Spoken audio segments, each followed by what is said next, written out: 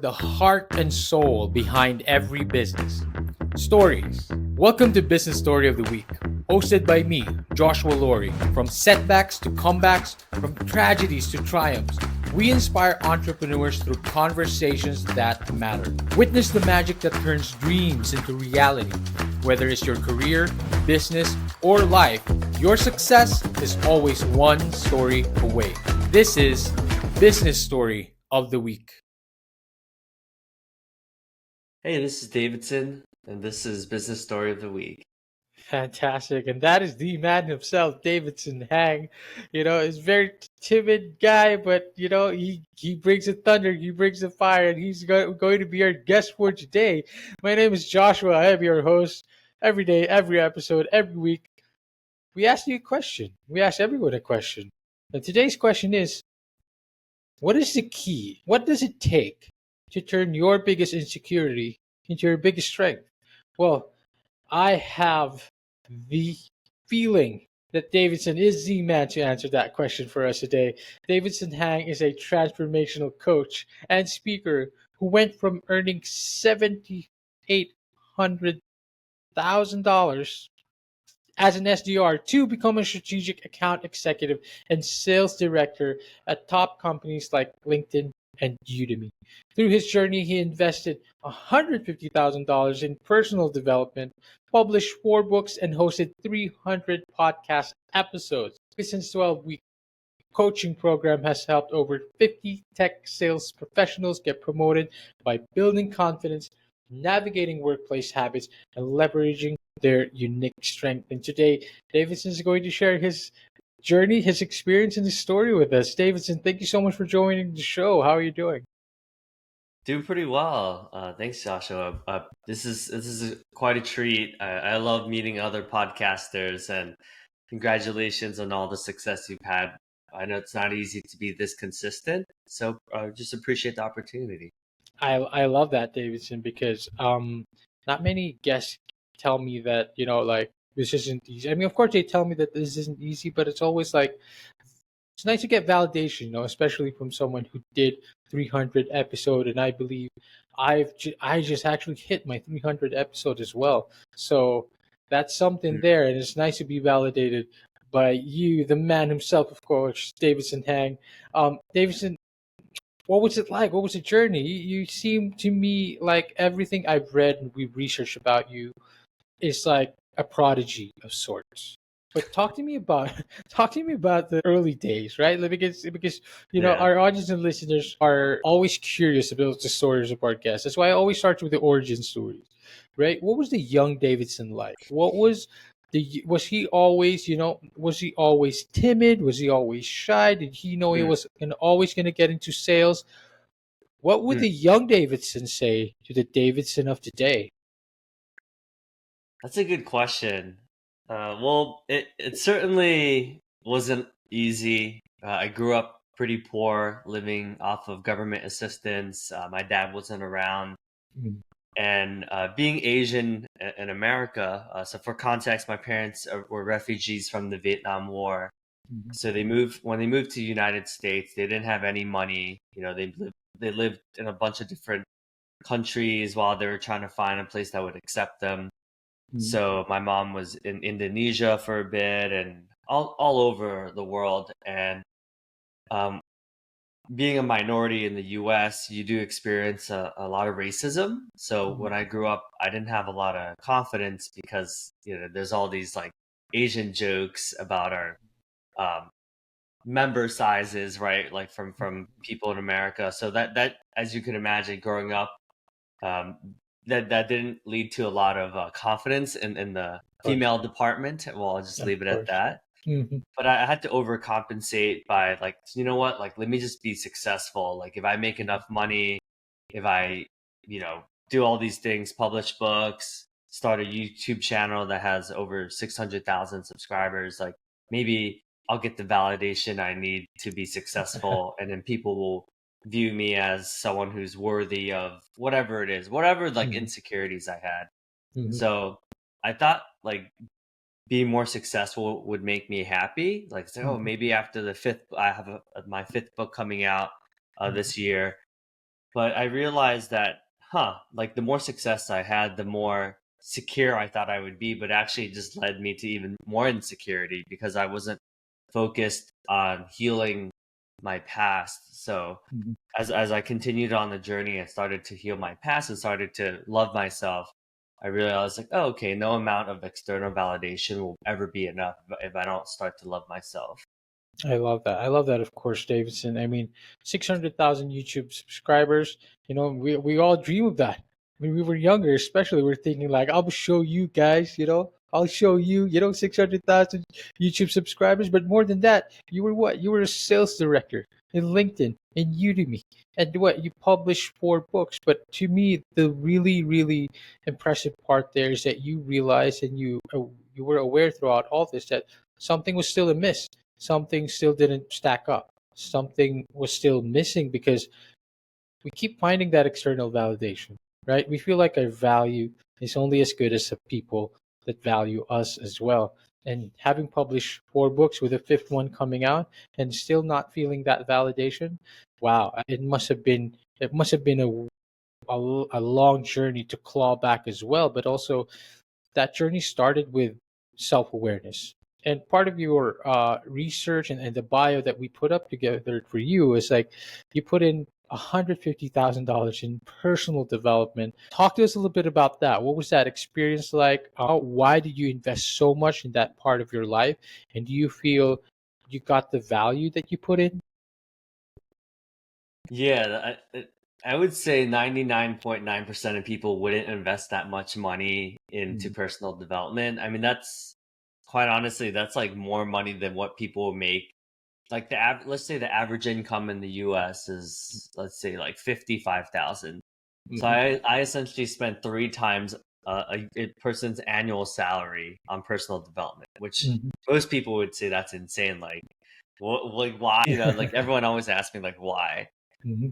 I think growing up without a lot of, like, I didn't have my father around, so I just felt like I didn't have the right mentors, like the people who were in my life. Like my dad went to jail, my uncle or my mom's cousin's husband went to jail, and like there's just like a lot of not the best role models growing up. Mhm. So I decided to listen to podcasts. Funny enough, we're talking about podcasting All as right. well. And I was like, wow, there's all these amazing people that I never had access Mhm. to. Like, this is amazing. And I went to the Lewis. One of the first podcasts I listened to is called the Sales Success Summit by Right. Scott Ingram. So Mhm. what he did was he interviewed software sellers. So this is before I was making a lot of money in software sales. I was only making 60 to 70,000 a year, which is still Mhm. slightly above average salary in the US, but Mhm. not a lot, right? And I would listen to these podcasters that were talking about how they were making like 300, 400, half $500,000 a year, and I was like, wait, what? Like, how are people making like 5 times the amount of money I was making? This is Right. crazy. So I Mhm. would pay money to go to a lot of these conferences to network with some of these people that were making anywhere from $500,000 to $1 million a year. And I was like, oh my Mhm. God. Wow. And that kind of helped me get addicted to meeting all these amazing people. So I'd pay for coaches that were, Right. and by the time this podcast launches, I'll be working for one of these guys who made over $5 million in the last 2 years as Wow. one of his first employees. So Wow. it's really cool. So I've been a part of his coaching community for 2 years, and he's helped me so much in terms of launching courses and just how to monetize my following. He's one of Mhm. the his name is Ian Koniak, and he has a massive LinkedIn following. Mhm. So it's going to be awesome to learn directly. He's going to take me under his wing, and it's just going to be quite a journey. That is pretty cool. I mean, my next question was going to be like, looking back, would you spend just as much? But I feel like we already know the answer to that. You feel like you got the value back in tenfold? Yeah, for sure. I mean, everyone's different, right? So I Hmm. would say for me, I definitely found it to be valuable because even the ones that quote unquote weren't worth it, and Hmm. I'm sure we all have paid for things that we're like, like I don't know if that's the best use of money. But even Fair, for what I fair. didn't in I would say 99% of it I liked. Obviously, with any self development, if I'm not actively implementing it, then it's like Of okay, course. it's not worth Absolutely. it. But Mhm. oh, honestly, oh man, it's like a full circle moment because you work for Podcast Cola, right? Mhm, mhm. So Yes, yeah. Podcast Cola really helped me with a lot of my speaking. You guys Wow. booked me on some of these huge podcasters, and now I have relationships with some of these like amazing people that Mhm, are I call my friend, like mhm. Venus O'Hara, Wow. Yeah. is like a really good friend of mine where we've been on each other's podcasts multiple times, and Mhm, all these amazing people. So actually, I want to say thank you because of you guys, I got exposed to like these incredible human beings that we send each other voice notes, and we stay in touch a lot actually. I love So that. that Mhm, was a huge part of my podcast journey as well, where it gave me the confidence to be able to speak to hundreds mhm, of thousands of people on a weekly basis. So mhm. thank you for that. I get that. Well, I mean, of course, Davidson, you're welcome, but I'm probably not the person to thank for that. It's probably better to thank Shaheen for that, but I get it. I totally get it. I feel like I'm sort of following your path as well. You paved that path for 300 episodes, and now, like I said, I feel like I'm doing the same together with Podcast Cola as well, and here we are. And like you said, I cherish everyone that I meet. I cherish every guest that I have because not everyone gets to meet all these amazing people and get to talk to them, one on one. So I truly, truly something that I don't want to take for granted. Davidson, part of why I was very excited to have you on as a guest was because of that. Like I knew you were involved with Podcast Cola before, but of course, your experience as an Asian American, with the challenges growing up there in America did the resilience that you developed from navigating the challenges as an Asian American in America, how did that influence the way you coach tech professionals today? Because I understand this is now your current endeavor. You're taking all that experience, not just your corporate experience, your sales experience, but also your life experience. How did that all come together and influence your approach in teaching tech professionals? Yeah, of course, most of my clients are Asian Americans. Hmm. So Let's go. naturally, naturally, I think being Asian American is interesting because we're kind of push and pulled in both directions, where we have the Hmm. traditional cultural values of like respecting your elders and a lot of the Asian values like, hey, be kind and respectful. So in America, as most people know, the individuality is very celebrated. Right. So a lot of my clients end up being, um, for lack of a better word, like people pleasing, where Yes. we are a little bit too nice because in Hmm. Asian culture, like you have to respect, like even if one person's a day older than Hmm. you, right? But Precisely. in America, the most successful people are somewhat contrarian, right? Like Yes. all the Elon Musks, the Jeff Bezos, the Bill Gates of the world are Hmm. celebrated. Hmm. So I help my clients like embrace a bit of that like American spirit, but Hmm. still within the boundaries of the Asian values. Right. So growing up with a lot of racism, which a lot of Asians experience, like Mhm. like you said, right? Because the most of the sales Challenges. leaders are tall, good-looking white men who are Mhm. typically they were D1 athletes, maybe played lacrosse or golf or whatever it Mhm. is, right? There's a lot of like American culture where it's like golf is really big Mhm. and certain things like when I was selling to hedge funds, like most of these Harvard, Yale, Princeton people come from a lot of wealth or come from wealthy families, whereas like a lot of us Asians, like I'm Vietnamese, like Mhm. similar to me, like come from my mom does nails, and when you grow up not having those mentors, like a lot of my coworkers at LinkedIn, it's like their parents were professional sales that were making worked at IBM and Mhm. um, Microsoft and Oracle and all these like well-known companies where it's like my parents don't even know what software is. Like Mhm. I couldn't even explain what I'm selling to them because they're just like, so you sell computers? I'm like, no, mom, like it's software. I'm Mhm. like, I'm like trying to describe what LinkedIn is, and I'm like, it's kind of like Facebook, but like for professionals, like Professionals. people. Mhm. Yeah, and she's like, like link like so you work at Facebook? I'm like, no, it's like a competitor of Facebook. And she's like, oh, okay. And I'm like, okay, it's like, and I'm like, like computers, like how you're on your laptop or like an iPad, it's Right. like there's like software applications that you use, right? Hmm. Hmm. So like it just helps make your life easier. And she's like, oh, so you sell iPads? I'm like, no. I'm like no, I used to sell iPads back when I worked at SHI. Like that's how I learned about technology, but I don't sell Hmm. iPads anymore. And she's like, so you work at Apple? And I'm like, okay, you know what I mean? It's like it's like different. So a lot of my Yes. clients come from similar backgrounds where they were either physically abused, like I Hmm. was, like their parents beat them, or Hmm. just a lot of like the trauma that comes with being Asian, like having Yeah, to go through war. So absolutely. that's what I notice. All of my clients have like their spouse, they had a girlfriend that committed suicide or some sort of Hmm. mental health related things, and Hmm.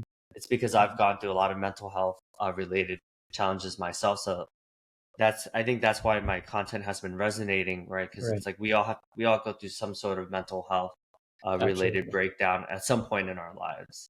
And of course, like it feels refreshing to have that Asian American voice out there, right? Speaking about these things is Mm, very, very important. And of course, yeah. Davidson, I relate. I'm right there with you. And you talked about all of these values that seem to pull us in the other way, and we're expected to be respectful, and at the same time, we're looking for these validations from our parents. Either it's not enough, or they don't simply just don't understand what we're trying to do.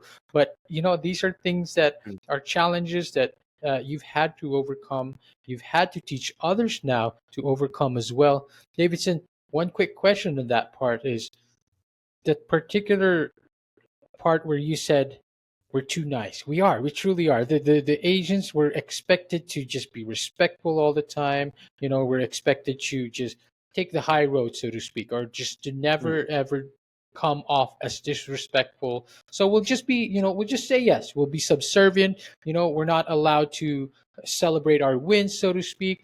Um, we feel like we say something in the wrong way, we're gonna offend someone, and we just ruin everything. Davidson, this is my question to that. It's like, how do you unlearn that for yourself? And how do you now teach that particular trait to be unlearned? And how do you teach others to do that Mm. as well? Yeah, that's a great question. Mhm. So I basically was able to synthesize $150,000 worth of self development into like a Mhm. very simple framework. Yes. So the first one is learning our blind spots. Mhm. So this is uncomfortable for a lot of people and my clients, but it's usually eye opening. Mhm. So you go up to 15 of like like have a pen or have a journal, and then without overthinking it, who's like the 15 first people you think of that come to mind, and write that down, and then you call each of them and just say, hey, I'm doing this exercise to help build my self-awareness. Like, what do you think my strengths and weaknesses are? And just Mhm. don't say anything. Like, just let them pause, and sometimes they'll think about it, and then Right. let them, like, don't interrupt them. Just write down everything they say, and then compile that, and you'll be shocked at like the nice things that people say. Because Mhm. I think in Asian culture, you're almost taught to be humble, and like Yeah. humility is a virtue. It's like, dude, F that, dude. Like, if you're Mhm. an amazing human being, like, you should celebrate yourself, you Mhm. know? I think Asians we're too humble, where if you're not your own biggest cheerleader, there's gonna be someone else that would be like, there's gonna be so many people that are actively promoting themselves that you need to be able to honor what you do best. So the second part is, um, I basically, we all have things that we take for granted that we don't think it's like a superpower, but everyone Right. has a superpower, right? Mhm. Mhm. So you go up to people, you go up to, like, you call 9 people. Usually it's like the 9 people that are closest to you. Right. And you ask them like, hey, when I enter a room, what do I bring with me? Like, oh, what do I Interesting. bring to that room? So Mhm. then we're alluding to your aura, right? Everyone has an aura, right? It could be like curiosity or optimism or Mhm. brilliance or patience or commitment, right? We all have different things. You write all that down, and then Mhm. there's five words. When I did this exercise, my first coaching program I graduated from, um, that I came, everyone, basically the essence of what everyone said was like brilliance, partnership, optimism, compassion, and heart were my Mhm. five. Mhm. Um, Wow. and then the third framework is, basically we have to identify what's the disempowering story that we really believe in, that we're Mhm. trying to get everyone to like we're trying to get everyone to believe that for us, right? Right. So for me, I was trying to like prove to everyone that like, oh, I'm poor, like I grew up poor. It's like, dude, like that was like 18 years ago, like get over it, right? But it's like Mhm. I still keep holding on to that identity. So figure out what that disempowering identity is for you is really Mhm. important. And then the last part, step four, is just rewriting that disempowering story. So Wow. what is a new story that I can believe in that will help me be much more powerful? That Mhm. so rewriting that story looks like, once you figure out the three moments in your life that has contributed to this. So when I did that work myself, I realized it was, step one was getting left back, and so I had to repeat third grade. Wow. Um, Getting laid off from five different jobs was like also really affecting my identity. Mhm. And then the fourth one was, or the third one was, I had a lot of like guidance counselors and people that were like, hey, like you won't make it, like you won't be successful. So Right. when I was trying to go to dental school in college, my guidance counselor said, you'll never get into dental school. Like you should just quit and just switch majors. And because of those three moments, I was like, oh, that's why I don't have a lot of confidence. Wow. Okay. Wow. And then it's like, okay, what's the new story that I want to create, that I want to believe in, right? So Mhm. that requires doing the work. But I essentially came up with like, I'm a healer, I'm an inspiring storyteller that's leading by example, and I'm a New York Times bestseller, and I'm capable of inspiring a million people through YouTube and subscribers. So that's like a much more powerful story than my original story, which is what I told you. And it's always that we revert to that story. We default to that story because that's the story that we've known for a long time. And then we build our identity around it. We build our validation, self validation around it because it's like this is who I am. My past, my previous stories is just who. This is just how I'm built. But what I hear from what you did is like there's an opportunity to rebuild yourself every time. And you can do that by rewriting your story. You're rewriting the narratives that you are telling yourself. And I love that because there's so much to unlearn. There's so much to unravel, especially as an Asian American. There's so many other different unique challenges that I feel is exclusive to our Asian values. But Davidson, you talk a lot about personal growth, talk a lot about personal development, and how that complemented your professional career up to today. What would you say was the hardest part of that personal growth? What would you say right now, if you were to pick one part of that personal growth, what was the hardest part? And once again, how did that influence your approach to your professional career right now?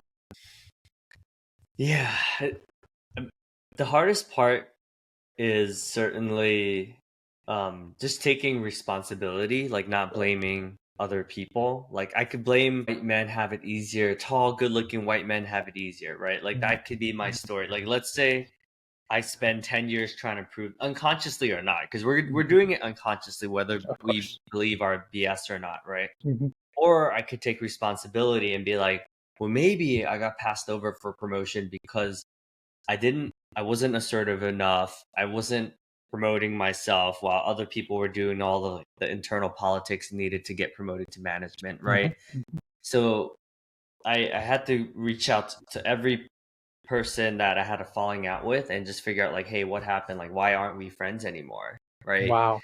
And that Wow. takes a lot of courage. So I Mhm. reached out to all of my ex-girlfriends, all of my, called my dad and called like everyone that I quote unquote thought they wronged me. I had to Mhm. take responsibility to be like, hey, sorry, I was a shitty boyfriend. I was not a good person. But the funny thing is, when you reach out to them, there, and then you kind of, and I'm like, hey, I sorry, I was not, I kissed another girl when we were dating and I never told you.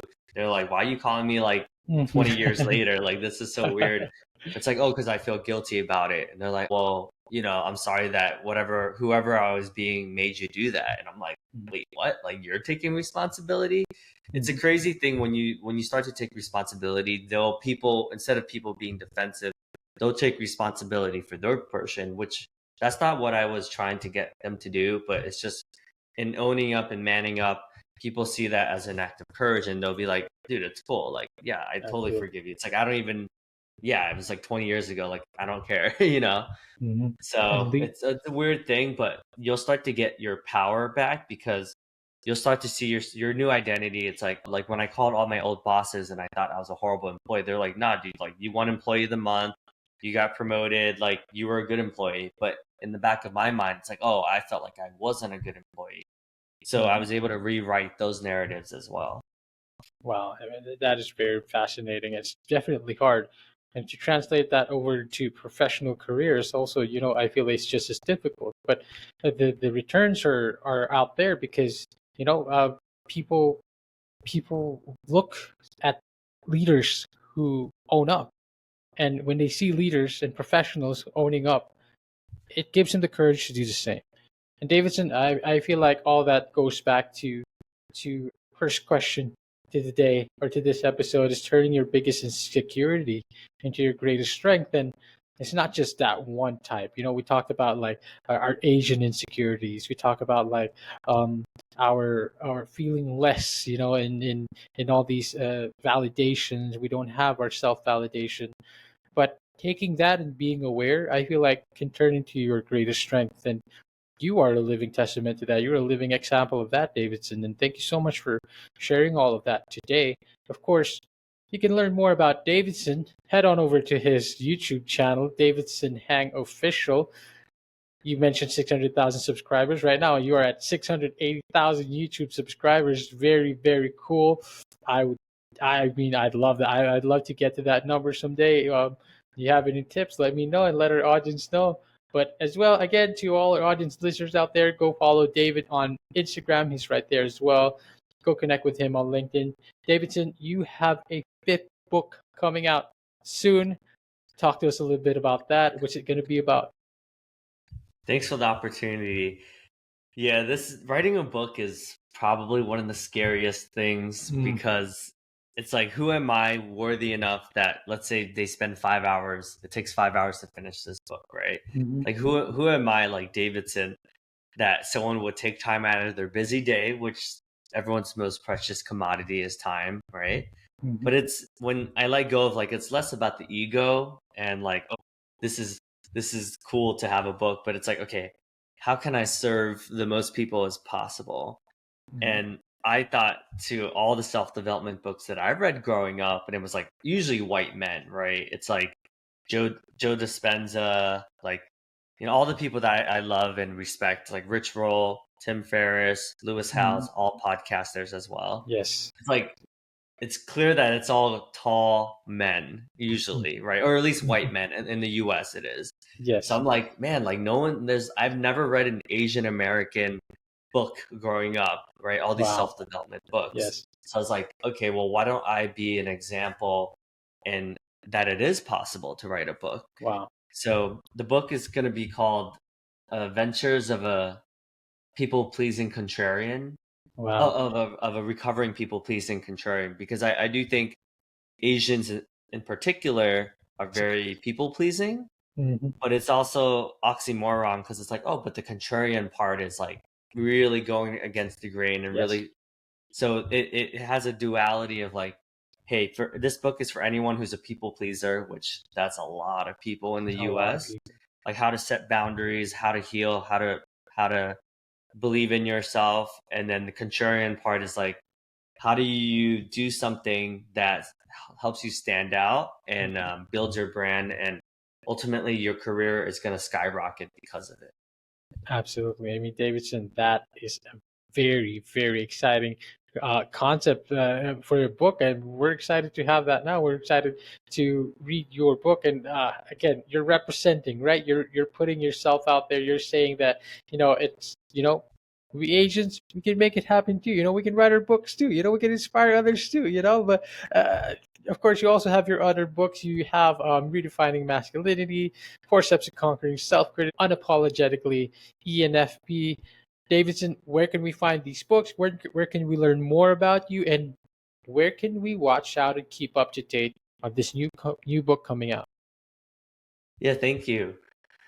On Amazon, you could search Redefining Masculinity, or you could type in Davidson Hang on Amazon, and all the books will show up. Mhm. I'm all over social media, like you mentioned, Instagram, Mhm. Meta. I use Twitter, TikTok, LinkedIn. I have a pretty decent LinkedIn following as well. So yeah, I'm pretty much any. You just Google my name, Davidson Hang, you'll find it. The book, I'll be definitely promoting the book a lot, so don't worry. If you All follow right. me on any of the social media, you'll see me talking about the book for a while. All I'm right. also going to be reading the book for people that can't afford to buy the book, which Wow. it's Very not going to be cool. that expensive. I'll be reading it on my YouTube channel because I know Wow. that's some people prefer that as well. Wow. So you'll be able to see it for sure.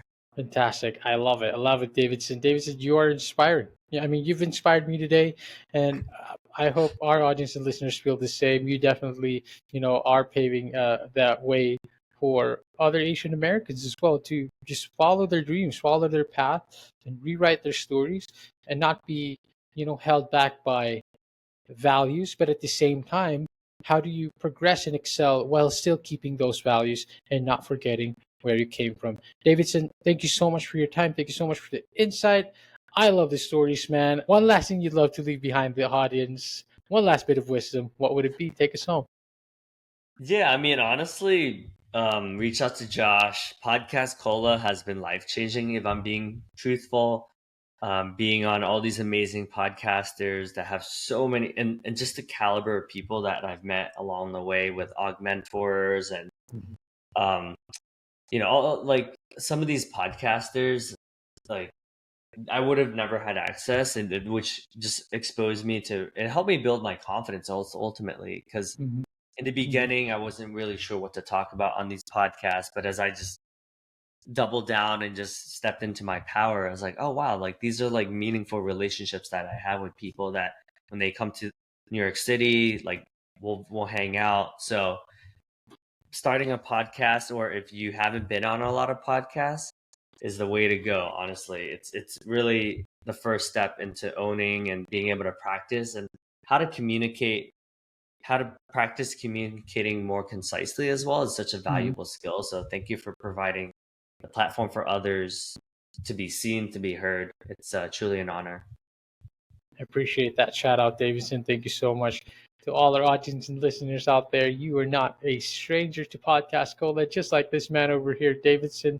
Davidson, thank you so much for your time. Thank you so much for being on here. To all our audience and listeners out there, thank you for watching the episode. We'll see you on the next one. Bye bye. All right, so here's the thing. We try to get a little bit better every day, but we can't do it without you.